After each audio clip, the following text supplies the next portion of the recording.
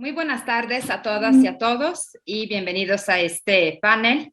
Mi nombre es Corina Giacomello, profesora investigadora del Instituto de Investigaciones Jurídicas de la Universidad Autónoma de Chiapas y consultora del Grupo Pompidou del Consejo de Europa, justo sobre el tema que nos convoca en esta tarde, que son las niñas, niños y adolescentes que viven en familias donde se presenta el uso dependiente o problemático de sustancias psicoactivas, incluyendo el alcohol. Un tema importante, un tema poco explorado y que no siempre está bajo el reflector ni de la agenda pública ni de las intervenciones en las realidades donde viven estas niñas, niños y adolescentes. Y por eso se decidió al interior de este congreso tener una mesa dedicada específicamente a este tema. La mesa está conformada por expertas y expertos de 4 países, bueno, de 3 países. Tenemos a México, aquí con su moderadora. Tenemos al doctor Ricardo Sánchez Huesca. Tenemos también a la doctora Catherine Kominsky y tenemos a la doctora Ingunn Hansdottir. Y me disculpo si no he pronunciado bien el apellido. Voy a presentar a las personas participantes en la mesa y después voy a dar un poco el contexto del tema, de la investigación que se está llevando a cabo en el Consejo de Europa para después pasar la palabra a los 3 panelistas. Todas las personas participantes tienen una extensa preparación y experiencia práctica, tanto en el ámbito académico, pero en el ámbito también del trabajo práctico cotidiano con el tema que nos convoca. Entonces me voy a permitir resumir únicamente su semblanza, misma que pueden encontrar en forma extendida en la página del Congreso. Eso para poder aprovechar el tiempo y escuchar las aportaciones de los panelistas. El doctor Ricardo Sánchez Huesca es director normativo de Centros de Integración Juvenil, cuenta con numerosos estudios de posgrado, entre otros es psicólogo y tanto maestro y doctor en psicología clínica por la Universidad Nacional Autónoma de México. La doctora Catherine Kominsky trabaja en el Trinity College de la Universidad de Dublín, Irlanda.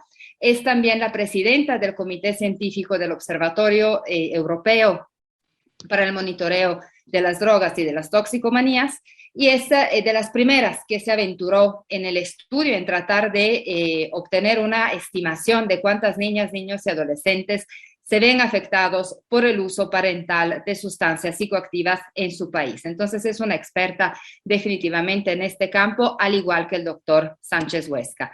Y tenemos a la doctora Ingunn Hansdottir, jefe de psicología de SAA, el Centro Nacional de Medicina de Adicciones en Reykjavik, Islandia.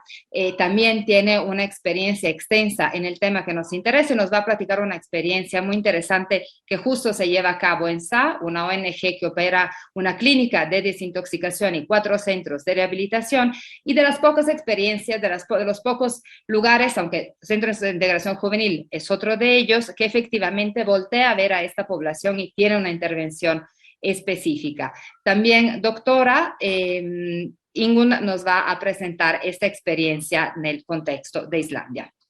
Y bueno, vamos ahora, les voy a platicar, a presentar el estudio que se está llevando a cabo, que estoy llevando a cabo con mucho honor, con un gran privilegio como consultora del Grupo Pompidou del Consejo de Europa. El Grupo Pompidou es un grupo de países que justo se enfoca en políticas sobre drogas, derechos humanos y adicciones, y que este año cumple 50 años. Y entonces es uno de los pioneros en una aproximación a las políticas de drogas desde un enfoque de derechos humanos y género. Y el proyecto que les voy a presentar surge en noviembre del año pasado como respuesta a una solicitud por parte del Consejo de Europa para incluir nuevos temas, nuevas perspectivas en la próxima estrategia de derechos de la niñez del mismo Consejo. Entonces, en respuesta a esta solicitud, lo que se propone desde el Grupo Pompidou es justo visibilizar a las niñas, niños y adolescentes que viven en este contexto, en el contexto donde hay un uso o un abuso de sustancias psicoactivas, y insisto, con ese tema siempre también incluimos el alcohol, fundamentalmente por ser una de las drogas de más consumo, pero también con más efectos nocivos. A partir de esta propuesta al Consejo de Europa, se decide de elaborar este proyecto. La idea de hacer una investigación en torno a las políticas existentes dirigidas a niñas, niños y adolescentes en este contexto familiar es de Florence Mabilot, quien es adjunta del secretario ejecutivo del Grupo Pompidou y también quien encabeza la unidad de la cooperación mediterránea y de género del mismo Grupo Pompidou. Yo tengo la fortuna de ser elegida como consultora y entonces empezamos una investigación que, insisto, empezó en noviembre con una primera fase de noviembre a enero, donde se hizo un primer estudio a partir de un cuestionario al que contestaron 16 países del Consejo de Europa para saber cuál era el marco legal, cuáles eran los datos disponibles, cuáles eran las prácticas que nos podían compartir sobre cómo se abordan las múltiples problemáticas que viven estas niñas, niños y adolescentes. A partir de esa primera aproximación se realizó un reporte, un informe, y se dio pie a la segunda fase del proyecto, al cual se adhirieron 13 países. Entre esos 13 países tenemos, evidentemente, a México, Islandia e Irlanda. Además está Chipre, Croacia, Italia, Suiza, en fin, una lista abundante y con prácticas también distintas. Entonces, entre febrero y diciembre, se está llevando a cabo esta segunda fase del proyecto, que consiste de las siguientes actividades. Primero, grupos focales intrapaíses, lo cual permitió que los mismos países se escucharan, intercambiaran sus puntos de vista, lo que ya está pasando, lo que debería pasar, cuáles son los retos, cómo enfrentarlos. Luego, grupos focales con algunos países únicamente se llevaron a cabo con Islandia, estuvo por supuesto presente Ingun, con Irlanda, con Italia y con Croacia, y luego entrevistas semiestructuradas con expertos y operadores de 10 países, entre ellos República Checa, Croacia, México, por supuesto, Centros de Integración Juvenil, SA, etc. ¿Cuál es el objetivo de este proyecto y qué es lo que vamos a obtener de él? En términos prácticos, vamos a obtener un informe final que justo se va a presentar ante el Consejo de Europa el día de mañana. Y ese informe final va a concluir las prácticas de estos 10 países participantes en 4 ámbitos de intervención. En primer lugar, ¿qué políticas existen en los territorios estudiados dirigidos a familias en situación de vulnerabilidad y a niñas, niños y adolescentes en situación de vulnerabilidad? ¿Y de qué manera se identifica y se aborda el uso problemático de sustancia en estas familias? En segundo lugar, ¿cuáles son las políticas que en los centros de tratamiento de uso dependiente de sustancias están dirigidas a las familias, pero particularmente a niñas, niños y adolescentes? Aquí se destacan justo los casos de Islandia y de centros de integración juvenil, de manera bastante única, me atrevería a decir. También lo que se mira son cuáles son los servicios disponibles para mujeres que usan drogas y tienen hijas e hijos. Y eso es un tema muy delicado porque pese a la enorme evidencia que existe sobre las barreras que encuentran las mujeres para tener acceso a tratamiento, derivado principalmente del estigma y de la discriminación que sufren por ser usuarias de drogas y atreverse a ser madres, pese a eso, pese a que hay mucha evidencia sobre qué se necesita, cómo abordar esta problemática, la disponibilidad de servicios no es equivalente. Entonces, hay toda una serie de prácticas descritas, tanto de Chipre, de República Checa, de Polonia, de Irlanda, entre otros países, pero insisto, no son muchos, que justo describen cómo funcionan algunas comunidades terapéuticas o centros de tratamiento que sí reciben a mujeres embarazadas y a mujeres con hijas e hijos. Otra práctica que se describe, que tampoco es muy común, son refugios para mujeres víctimas y sobrevivientes de violencia que usan drogas. Generalmente, y temo decir que eso es algo que vivimos en México, tanto los centros dirigidos a mujeres víctimas de violencia como los refugios ponen como un factor excluyente que la persona sea usuaria de sustancias. Entonces, lo que describimos en este reporte es la práctica de Chipre y de Irlanda, donde justo hay refugios que no solo aceptan a mujeres que usan sustancias, sino que tienen toda una preparación para hacerlo, que realmente se enfrentaron a la pregunta de decir, a ver, somos lugares, centros centrados en las mujeres y le estamos cerrando la puerta a mujeres que claramente necesitan esta ayuda. Entonces, esa es una práctica también muy interesante que describimos. ¿Cuál es el abordaje que tiene el informe? ¿Por qué escogimos estas prácticas? ¿Por qué por qué adoptamos este enfoque? Lo que miramos cuando vemos a las niñas, niños y adolescentes que viven en este contexto familiar es que se encuentran en la intersección de los derechos de la niñez y cómo estos tienen que estar garantizados desde el ámbito de la familia, por supuesto, de la sociedad y del Estado, y las políticas de drogas, particularmente aquellas que tienen que ver con el control de la demanda, entonces la prevención, el tratamiento, reducción de riesgos y daños. Estos dos ámbitos tendrían que estar aglutinados por los derechos humanos, por la perspectiva de derechos de la niñez, por la perspectiva de género y verse aterrizados en políticas integradas donde intervengan servicios sociales dirigidos a familias, niñas, niños y adolescentes, servicios de protección de la niñez, pero siempre, digamos, con el fin último de tratar de mantener la unidad familiar lo más que se pueda, justo apoyando a los niños, pero también a sus padres. Y por otro lado, servicios de tratamiento de uso de sustancias que tomen en cuenta también la dimensión parental de las personas que acuden a tratamiento. Eso, sin embargo, no siempre acontece. Hay unas grietas en los servicios. A veces hay una manera separada, segmentada de ofrecerles los servicios. No siempre hay colaboración, no siempre hay comunicación. A veces el hecho de contar con un operador más solidario, con otro chip versus un operador que a lo mejor está arraigado en mentalidades que incluso pueden ser discriminatorias, tiene impactos absolutamente diferenciales en la vida de las personas, pueden alejar a las personas de los servicios y pueden convertirse en episodios de violencia simbólica que hacen que esas niñas, niños y adolescentes simplemente se vayan como arena entre los dedos. Hay una expresión que se usa tanto en Irlanda como en Inglaterra, que es la de los daños escondidos de este cruce. Pero los daños escondidos no son solo los que pueden provocar familias que no logran enfrentar la dependencia y al mismo tiempo cumplir al 100% con sus responsabilidades parentales, sino también los daños que pueden ser ocasionados por servicios que justo no tienen esa dimensión de colaboración, de integración y de tratar de mirar a la familia y al niño como una unidad y no como algo que a fuerza hay que separar o tratar por separado, la adicción por aquí, la parentalidad por aquí. Son dos fenómenos que hay que abordar de manera conjunta y simultánea. Entonces, parte del esfuerzo de este proyecto, de este reporte, es justo hacer patente cuáles son las brechas que existen actualmente en la provisión de servicios, cuáles son las prácticas prometedoras y también desarrollar propuestas. En cuanto a las brechas, algunas ya han sido mencionadas, justo es la segmentación de los servicios en algunas ocasiones, la persistencia de mentalidades de discriminación, estigma en contra de las personas que usan drogas y por lo tanto la tendencia a optar más por la separación que por la integración, a veces la falta de servicio en el territorio, la presencia desigual, y entonces depende de donde uno está a que tiene acceso, el hecho de que hay que fortalecer la dimensión de género y proveer a las mujeres con espacios seguros donde poder ser mujeres que usan drogas y madres al mismo tiempo.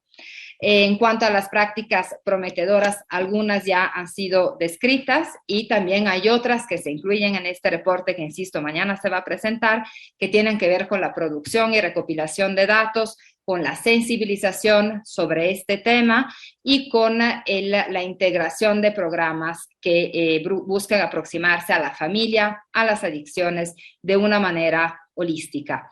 Entonces, con esto concluyo la presentación del informe, que pronto será obviamente difundido, compartido, para que lo puedan consultar. Muchísimas gracias por esta oportunidad. Bueno, muy buenas tardes. Es un gusto compartir esta mesa con tres investigadoras tan importantes como son Corina, Catherine e Ingo. Yo les invito a que juntos demos una mirada a la genética y epigenética en hijos de padres dependientes a sustancias. Empecemos haciéndonos tres preguntas. ¿Cuál es la población de hijos de padres dependientes de sustancias? Este importante dato no se conoce. El más reciente informe mundial sobre drogas de la ONU reporta más de 36 millones de personas, en su mayoría adultas, que podrían estar en esa condición. ¿Cuántas de estas personas tienen hijos? Ahora bien, ¿tener un progenitor dependiente a drogas predispone a sus hijos a presentarla? Se ha estimado que factores genéticos pueden explicar entre el 40 y 60% del desarrollo de la adicción. La gran cantidad de polimorfismos vinculados ha hecho difícil identificar marcadores genéticos específicos, no obstante. Pero podríamos también preguntarnos, ¿por qué algunos hijos podrían desarrollar adicción y otros no?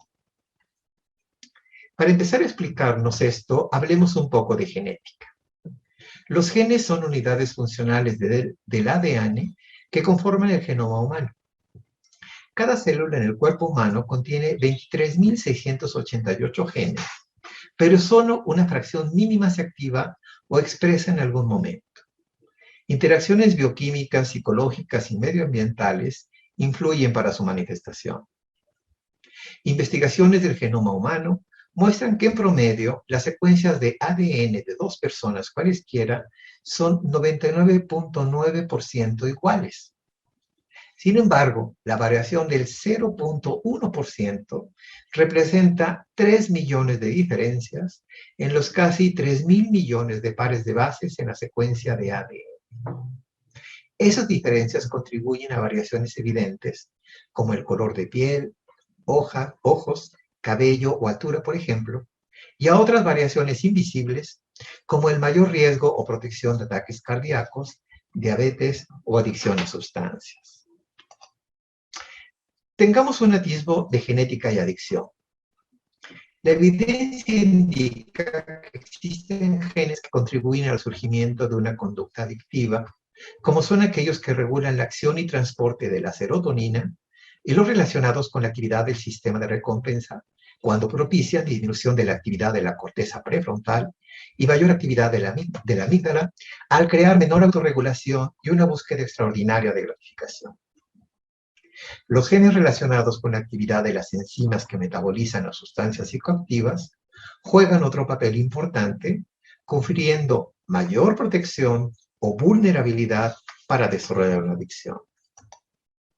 Veamos algunos ejemplos de esto en las sustancias más utilizadas en el mundo. Empecemos con alcohol. Las personas con una baja expresión del gen receptor D2 de dopamina, DRB2, son más vulnerables para presentar un cuadro de abuso de alcohol, ya que perciben sus efectos mucho más placenteros que personas que no tienen esa condición.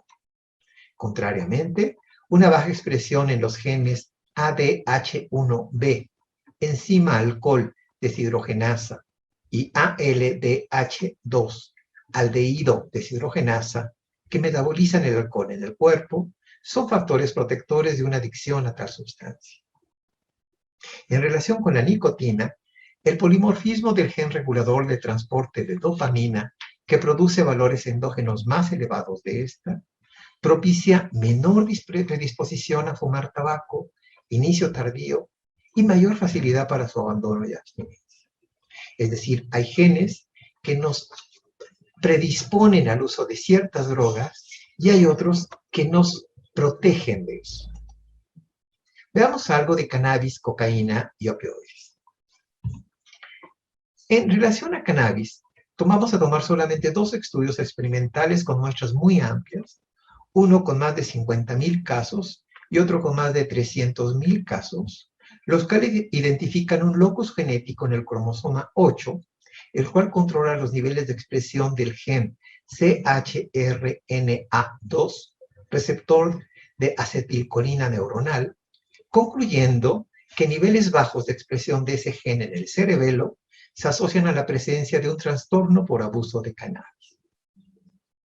En relación a la cocaína, el polimorfismo corto SS del gen transportador de la serotonina 5-HTTLPR propicia un riesgo casi 3 veces mayor de usar esa sustancia cuando está presente.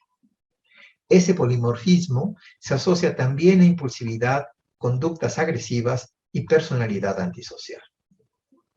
En relación a los opioides, la probabilidad de abuso de opioides podría estar modulada por variantes genéticas de las vías glutamatérgica y dopaminérgica. La proporción de la variación fenotípica por la influencia genética y ambiental en adicciones ha sido motivo de diversos y múltiples estudios. Tomemos solamente dos: el de Coleman y colaboradores, realizado en 2005, y Ruiz y colaboradores, realizado en 2010, los cuales con una escala de 0 a 1 muestran el peso de estos factores. En esa escala, acercarse a 1 indica mayor influencia genética, en tanto que acercarse a 0, mayor influencia ambiental. Aquí, considerando solamente 8 de las sustancias más utilizadas en el mundo, observamos cómo la cocaína y los opiáceos son los que tienen un mayor peso genético para el abuso de esas sustancias, y contrariamente los estimulantes y los alucinógenos tienen una mayor influencia ambiental. Pero entonces, ¿qué provoca que una predisposición genética para crear una adicción se exprese? Y aquí tenemos que plantearnos que nuestra conducta es resultado de interacciones dinámicas complejas entre genes y medio ambiente. A esta interacción se le denomina epigenética. La epigenética es el estudio de los cambios funcionales y a veces heredados en la regulación de la actividad y expresión de los genes que no dependen de la secuencia genética. La exposición al entorno y las conductas pueden marcar o remodelar la estructura del ADN a nivel de la célula. Esas marcas epigénicas pueden afectar la salud y la expresión de características heredables, como sucede cuando se usa cocaína, por ejemplo, la cual puede marcar el ADN y aumentar la producción de proteínas comunes a esa adicción. Veamos ahora algunos de los factores que mayor predisposición hacen para que usemos eso, teniendo o no un factor genético. Y empecemos por el estrés prenatal, el cual afecta el desarrollo del sistema mesocórtico límbico dopaminérgico, el cual está relacionado con la búsqueda de recompensa y la regulación de las emociones. Este estrés provoca también cambios en los genes que regulan el factor neurotrófico derivado del cerebro, BDNF, cuyo bajo nivel se asocia al uso de sustancias. Este factor neurotrófico derivado del cerebro se ha detectado como una proteína de crecimiento, pero también tiene una muy importante asociación con la síntesis en la célula celular. La negligencia y la falta de afecto también es un factor que influye mucho en la expresión de una adicción. Ser portador de una modificación en el gen encargado de regular el transporte de la serotonina en el cerebro y tener padres negligentes o distantes afectivamente se asocia a baja regulación emocional, conductual y uso de drogas. No obstante, una crianza positiva y cálida en los primeros años puede contrarrestar el riesgo de ser portador de esa variante. En relación a la familia, encontramos que la cercanía afectiva de la madre al hijo estimula vías sensoriales que liberan serotonina en el hipocampo, lo que aumenta la síntesis de un factor de crecimiento y buen manejo del estrés, elementos fundamentales para prevenir el uso de sustancias. Por el contrario, el maltrato y abuso sexual en los primeros años pueden provocar alteraciones en el eje hipotálamo-hipofisario suprarrenal, vinculado a la reacción ante situaciones estresantes, provocar cambios en el cuerpo calloso y amígdala, en la función cerebral corteza hipoactiva y en la expresión génica de la vía recompensa mesolímbica, todo lo cual está asociado al desarrollo de adicción a sustancias. En relación a lo social, se ha encontrado que la pobreza económica extrema en la infancia se asocia con mayor riesgo de psicopatología en general. Una explicación de sus efectos a largo plazo es el estrés crónico que provoca y cambios epigenéticos que alteran la expresión del gen transportador de la serotonina y de sistemas de regulación del estrés. Crecer en pobreza extrema durante la infancia produce también cambios neurobiológicos, específicamente en la amígdala, la cual tiene mayor actividad, y en la corteza prefrontal, cuya actividad decrece, afectándose así funciones ejecutivas y de autorregulación, condiciones asociadas al abuso de sustancias. La violencia social, incluida la violencia doméstica, y los conflictos armados han mostrado provocar alteraciones en el hipocampo y en el gen que regula la actividad del factor neurotrópico derivado del cerebro, BDNF, alteraciones asociadas a trastornos físicos y mentales, así como dependencia al alcohol. Llegamos a nuestras conclusiones y para ellas vamos a regresar a nuestras preguntas iniciales. Entonces, provenir de un padre o madre adicta a sustancias sí ubica al hijo en posición de vulnerabilidad por la genética, pero esto no es destino, ya que su expresión depende de muchas otras condiciones y podemos modificarla. Relaciones familiares positivas de afecto y cercanía, especialmente durante la primera infancia, pueden evitar la expresión de condiciones genéticas asociadas a la adicción. Por el contrario, vínculos familiares de negligencia afectiva y abuso pueden provocar que una familia sin antecedentes de adicción en los padres presente abuso de sustancias en uno o más de los hijos. Y aquí tenemos que recalcar entonces enormemente la importancia de la prevención selectiva e indicada para evitar, para dar a los padres, para dar a la familia todas las armas, para evitar la presencia de una adicción, aún con factores genéticos que los predispongan. Situaciones del contexto social que aumentan el estrés, como vivir en pobreza extrema o violencia social, incluida la violencia doméstica, por supuesto, pueden predisponer al abuso o adicción a drogas. Nuevamente, la familia, el contexto de esta familia, el crear condiciones favorables al interior de ella, son un elemento muy importante para prevenir el uso de sustancias. Para terminar, y a manera de epílogo, una reflexión final. La pandemia por COVID-19 ha obligado a modificar profundamente nuestro estilo de vida. Hemos tenido que adaptarnos a situaciones de estrés crónico, evocando continuamente el sistema de alerta regulado por dos sistemas interrelacionados. El sistema simpático adrenérgico, que produce adrenalina, y el eje hipotálamo hipófisis adrenal, que produce cortisol. La activación descontrolada de esos sistemas se asocia a patologías mentales como ansiedad severa, estrés tóxico y estrés postraumático. Dada la influencia del ambiente en la expresión de nuestros genes y en la neurobiología, es importante preguntarnos cómo afectará la pandemia a esta generación y a las siguientes en su salud física y mental, incluido el abuso de sustancias. Muchas gracias. Thank you. I'm delighted to be here today, Estoy muy to join contenta de this estar aquí panel en el día on de hidden hoy harms para and estar children en of este parents who use panel drugs. de los daños Thank you very much escondidos y to the la organisers for prevalencia inviting me. de And I'd los like to share niños with you cuyos some padres of our usan drogas. research in Ireland Quería compartir con on ustedes un estimating the poco de prevalence of this problem in a nuestra local investigación region, en Irlanda and also y some of un the estudio que evidence that hicimos is en la available población through local my work y alguna at de la European información que level, the tenemos European disponible Monitoring Centre for en Drugs and mi Drugs trabajo Addiction, como where I'm chair of the scientific committee. como So I'm delighted directora to del have the Comité opportunity to Científico present this to you del today. Centro de Monitoreo So Europeo. what shall we talk about? Me So I'd like gustaría to talk hablar, about, primero que first of nada, all, a un summary of the risk resumen and protective de los factors for factores children of parents who que use afectan a los drugs. padres que utilizan drogas, And y these estos can be se pueden defined within definir the en child cuanto development al framework marco across the del ages of desarrollo different de children los who niños, know of different risk que and protective factors at diferentes different ages. factores que So the presentan un literature is riesgo a quite well diferentes established edades. on those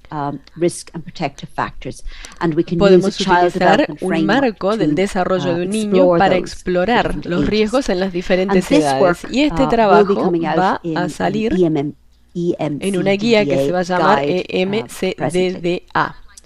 Then Luego I'd like to quisiera talk to you about hablar some de about the algunas features of características de effective intervenciones interventions efectivas from preschool de to adolescence. la, So if you del jardín de know infantes what the a risk la and protective adolescencia factors para ver are, cuáles as we do, son los what factores de are the riesgo, features cuáles son of las effective características de una interventions. So intervención if you want efectiva. to Si uno run quiere an hacer intervention una or intervención provide o some proporcionar service in ciertos your region, servicios en su what are the región, features, cuáles what are the son las known características features of conocidas effective de una interventions from intervención preschool to adolescence? And I'll discuss efectiva some of the desde literature el on jardín de that infantes and a la provide a adolescencia summary of y vamos a proporcionar una lista de características que tenemos que buscar en programas efectivos. Luego les voy a hablar de dónde conseguir información adicional en el registro de intercambio de EMCDDA y algunos les voy a mostrar finalmente la prevalencia de los posibilitadores y barreras en una investigación personal que hicimos. Esta es la guía de respuesta social y de salud EMCDDA con respecto a respuestas sociales. Está disponible en Internet y repasa varios problemas diferentes que responden a las necesidades de ciertos grupos, ciertos entornos. Esta guía está disponible, como dije, en línea, pero se está preparando una versión nueva, y dentro de esa versión nueva va a haber una actualización de padres, de hijos de padres que utilizan drogas. Entonces, esta guía está disponible, es gratis, está en línea, tiene muchísimas pruebas, evidencias muy buenas, y tiene un resumen que resume los factores. Ya sabemos cuáles son con respecto a los grupos de edades de los niños. Entonces sepan que la guía está disponible para ustedes. Creo que también es importante recordar que no todos los niños resultan impactados por el uso de sustancias de sus padres. Velleman y Templeton en el 2017 dicen que es más fácil entender por qué muchos niños que crecen en un entorno están en riesgo de resultados negativos, pero también hay mucha evidencia que muestra que los niños crecen en todo tipo de circunstancias sin desarrollar problemas significativos y a veces demuestran buenos resultados a pesar de las amenazas serias de adaptación y desarrollo que han sufrido. De modo que no es todo negativo, especialmente cuando vemos las características de una buena intervención y de programas de prevención que se pueden utilizar para aliviar algunos de los daños potenciales. Es importante considerar cuáles son las fortalezas de la familia, las fortalezas de los niños y cuáles son las fortalezas, o sea, ese es el abordaje que MCDD ha tomado. En cuanto a las mejores prácticas, en cuanto a las intervenciones para familias y niños, hay algún trabajo bueno que se ha realizado y también trabajo que va a salir por medio del EMCDDA en cuanto a guías de respuesta. Vamos a ver algunas de estos temas en esas guías. El trabajo anterior que se hizo por Bronick et al. En el 2012 y fue todo revisado por el Centro de Drogas de la Comisión Europea. Yo repasé todas estas revisiones, yo hice revisión de revisiones, no solamente tomando estudios individuales, sino también revisando los estudios sistemáticos para ver cuáles son las características de los programas efectivos. Si uno quiere poner un programa en su región, ¿cuál es el programa que van a elegir? ¿Cuáles son las características que deberían incluir? Una de las cosas importantes que encontramos es que cuando los programas involucran niños al mismo tiempo que a los padres, y ahí, digamos, se los entrenan como familia, es una característica importante. No solamente concentrarse en los padres de los chicos, sino concentrarse en los padres y en los niños, y también cuando el programa tiene suficiente duración. Cuando hablamos de suficiente duración es más de 10 semanas. Esas son algunas de las características de intervenciones efectivas que involucran a los niños tanto como a los padres y se los entrena como familia, y que la duración es lo suficientemente larga para incluir 10 semanas. En la bibliografía, simplemente porque es la que tenemos, podemos ver resultados positivos resultados que fueron más positivos para los que están más cerca de la intervención en términos de tiempo, conocimiento del programa, también obtuvieron buenos resultados, habilidades para resistir, las relaciones de familia mejoraron cuando se mantienen cerca del programa. Ahora, resultados a más largo plazo, sostenibles, no tenemos suficiente información en la bibliografía. Es una consideración importante en términos de evaluación de un programa, planificación de un programa, construir una evaluación a largo plazo. A lo mejor no tienen ahora los fondos para hacer la evaluación, pero construyan el programa con una evaluación a futuro para que se pueda evaluar a largo plazo, porque no tenemos la información de si los resultados que son positivos al comienzo van a seguir siendo positivos a largo plazo. Y la razón por la cual digo esto es que muchos de los programas tienen niños, consideran niños jóvenes, de modo que no sabemos si son sostenibles a largo plazo.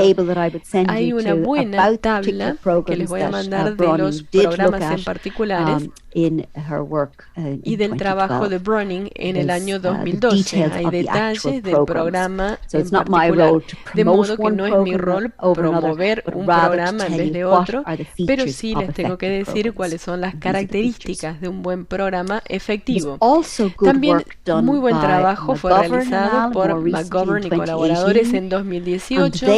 Ellos condujeron una revisión realista de la evidencia, tomaron un abordaje realista en trials psicológicos, pruebas psicológicas, intervenciones sociales de dependientes y de padres que mal utilizaban sustancias, pero no eran dependientes. La revisión se concentró en los trials que estaban dirigidos a reducir el uso de sustancias de los padres. La participación de los trials se concentró más en las madres con menos en los padres, mientras las intervenciones superpusieron componentes que se podrían describir de la siguiente forma: alcohol individual, programas de tratamiento de drogas enfocados en el mal uso de sustancias necesarias para los padres, habilidades de los padres en los programas de capacitación, intervenciones centradas en las familias y programas de apoyo a los pares. La revisión de resultados mezclados, no obstante, en términos de las características de los programas, como manejo intensivo de casos y intervenciones a nivel familiar, parecieron ser los que más promesa presentaron, con las limitaciones que se midieron de los resultados, pero de todas formas siguen siendo los más prometedores. Las limitaciones son trials que se concentraron en los padres en vez de concentrarse en los niños. En cuanto a jóvenes y a la prevención, hay mucha evidencia, nuevamente, en el EMCDDA. Tienen un registro de una evaluación que considera la bibliografía de intervenciones. Por lo tanto, si buscan implementar una intervención en un grupo etario o en escuelas, pueden ver estos programas en el registro para encontrar cuáles son las intervenciones de prevención que han sido efectivas y valiosas. Esta es un muy buen recurso. Tienen una lista de programas que han sido evaluados y pueden decir que a lo mejor están interesados en un entorno escolar y pueden allí buscar qué programas han sido evaluados en entornos escolares y cuán efectivos resultaron. De modo que en el registro pueden sacar esa información. Es un excelente recurso para quienes estén planeando intervenciones, prevenciones, pueden utilizar el registro. Lo próximo que me gustaría hablarles, ahora que hemos visto cuáles son las características de una intervención efectiva, y dónde se puede encontrar información de programas de prevención, quisiera hablar un poquito de averiguar cuán escalable es el problema, cómo digamos, la prevalencia de daño escondido en la zona de ustedes. Y este es el trabajo que llevé a cabo con Karen Galligan, que es candidata a un doctorado en el Trinity College de Dublín. Estimamos por primera vez la prevalencia. ¿Cuál es el número de niños en una región? ¿Cuán grande es este problema escondido? Fueron algunas de las preguntas en las que nos concentramos. Entonces, en términos de la metodología de estudio, yo voy a repasar todo porque son muchas, pero quisiera hablar de los resultados de la prevalencia. Hemos visto una investigación sistemática de la bibliografía. Vimos un método multiplicador de benchmark, que es un sistema bueno para estimar la prevalencia en el uso de fuentes de información existentes. Y es un método que ha sido apoyado por el EMCDDA como un método para estimar la prevalencia de uso escondido de sustancias, de modo que pensamos que podíamos utilizar este método para ver la prevalencia en hijos de padres que utilizan sustancias. También hicimos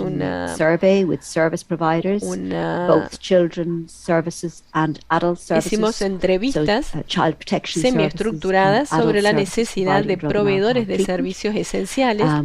Hicimos entrevistas semiestructuradas sobre las necesidades con gente que atendían servicios por uso de sustancias y hijos adultos.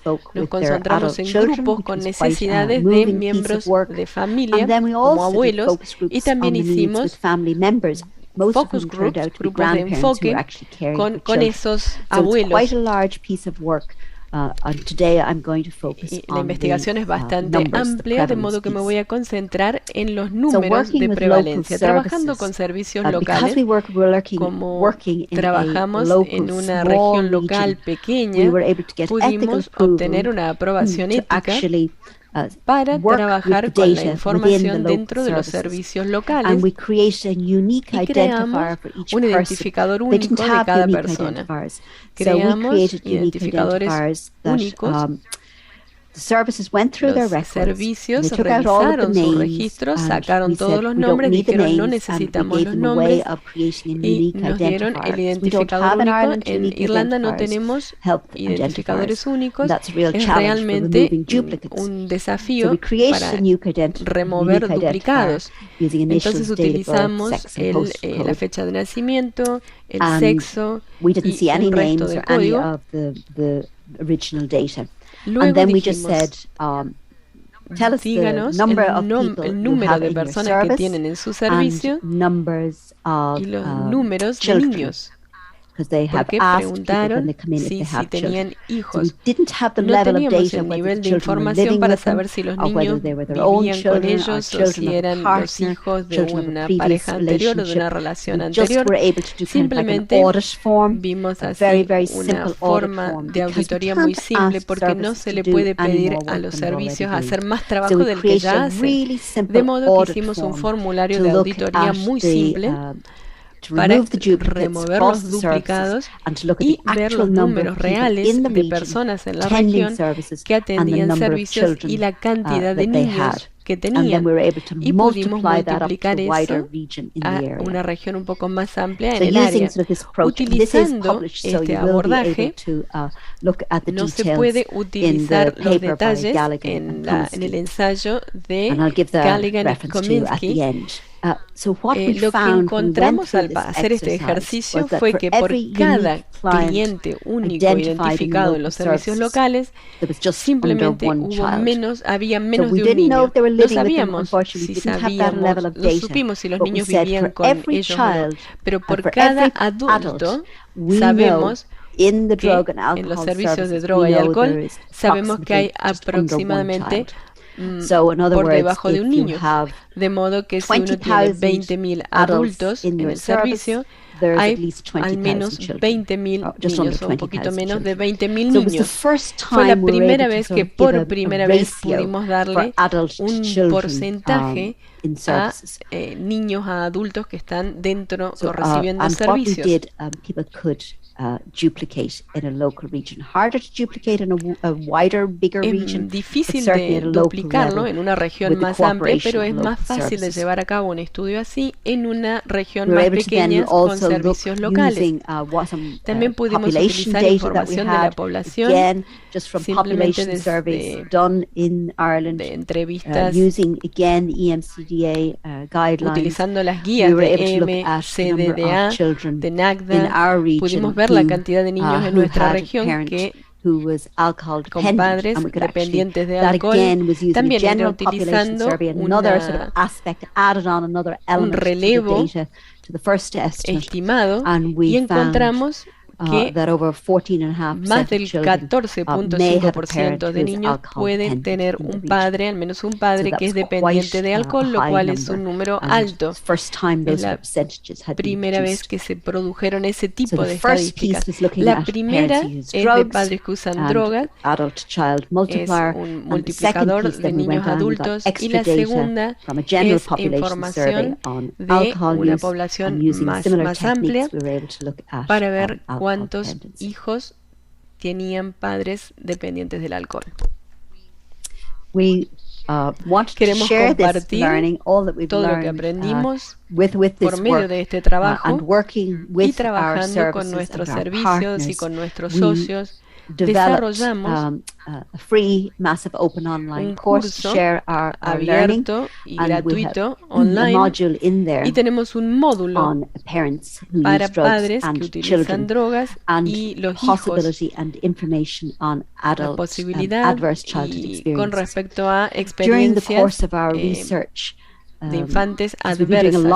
Hicimos mucha investigación en esta área, no solamente de prevalencia, sino trabajando con adultos que han experimentado situaciones adversas porque sus padres utilizan drogas. Este es trabajo que se va a hacer con otro doctor, Dave McDonough, niños que experimentan circunstancias adversas. Si uno tiene experiencias de adicciones adversas, encarcelamiento, problemas mentales de los adultos, es muy probable que uno como adulto tenga enfermedades crónicas o adicción a sustancias en el futuro. Lo que no sabíamos y que averiguamos hace poco es que algunas experiencias adversas de la infancia tienen un impacto más alto que otras, como por ejemplo pensamos que sería abuso sexual y físico, pero el hecho son sentimientos de no sentirse amado, o cuando el padre no tiene tiempo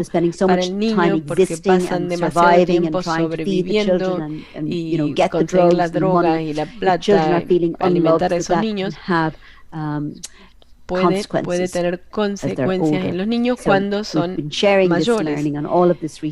Entonces queremos compartir toda esta investigación que hicimos con las enfermeras, con los servicios de reducción de daño, etc. Este trabajo que ven acá, la publicación roja es publicada por Karen Galligan, que publiqué con Karen Galligan. Se trata de los daños escondidos en el número de chicos, de niños, cuyos padres utilizan sustancias. En cuanto al trabajo que yo he citado, acá están todos los detalles de las referencias que tal vez ustedes encuentren útiles. Y simplemente para concluir, quiero agradecerles y avisarles que tenemos una cuenta de Twitter, tenemos un blog, y que me alegraría compartir cualquiera de nuestras experiencias y escuchar de las vuestras. Muchas gracias. Muchas gracias por la presentación y por invitarme a hablar. ¿Cómo hemos estado ayudando a los niños cuyos padres usan drogas y alcohol y esta población escondida? Primero, el rango del problema. ¿De qué hablamos cuando hablamos de la población escondida? Se estima que 1 de 5 niños crecen en un sistema familiar que lidia con adicciones. Y eso, por supuesto, pone en riesgo el bienestar de los niños. Hay un estudio llamado ACE y después los estudios genéticos y uno de los 10 factores de riesgo que predice los problemas que pueden sufrir en el futuro por haber vivido con padres que tienen problemas mentales o tienen adicciones. O también vivir con padres que tienen problemas mentales, hay un riesgo genético de que se herede ese problema, de modo que esta población escondida es bastante grande porque el problema de adicción es grande y le tenemos que poner atención.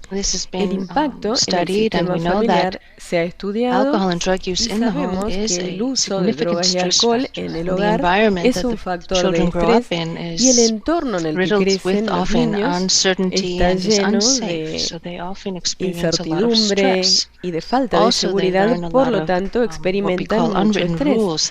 Y también lo que llamamos las reglas no escritas, que no hablan del problema, no se sienten seguros de hablar del problema en la casa, que tienen en la casa porque tienen miedo de que los alejen de sus padres y no se muestran, digamos, las emociones porque tienen miedo de que pueda enojar a los padres y consuman más alcohol o drogas, de modo que estos niños tienden a aislarse.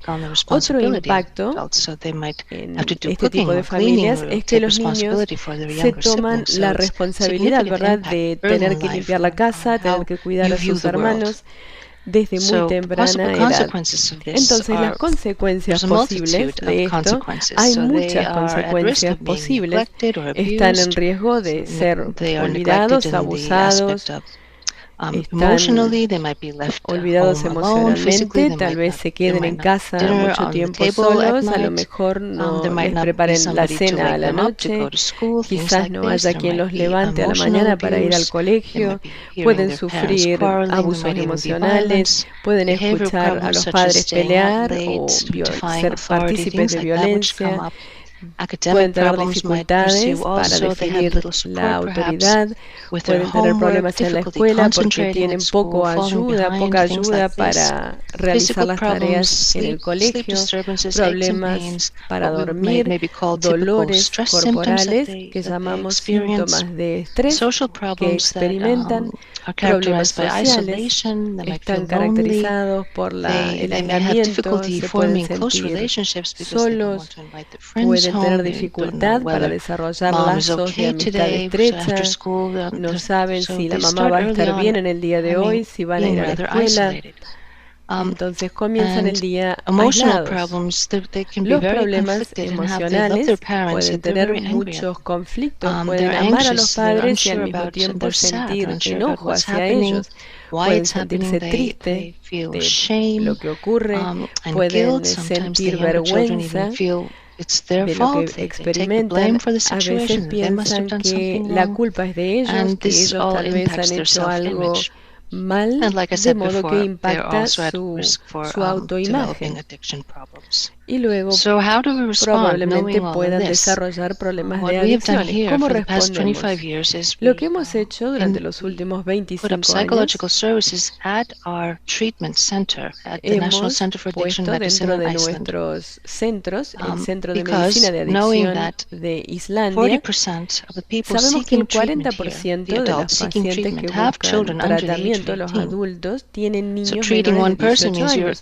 Entonces, tratar a una persona es tratar a la familia completa, hay que ayudar a los padres. Y también los hijos de estos padres están en riesgo, de modo que si hay que refugiar a los niños, hay que ir al centro de tratamiento más cercano y ahí es donde se encuentran a los niños. porque están allí. Entonces comenzamos estos servicios en el 2008.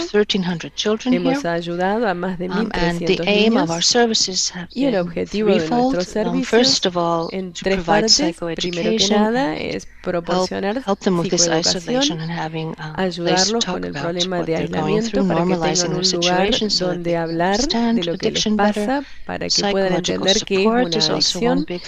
El apoyo psicológico también es una parte importante. Los ayudamos a lidiar con sus sentimientos de culpa y a que desarrollen confianza para hablar.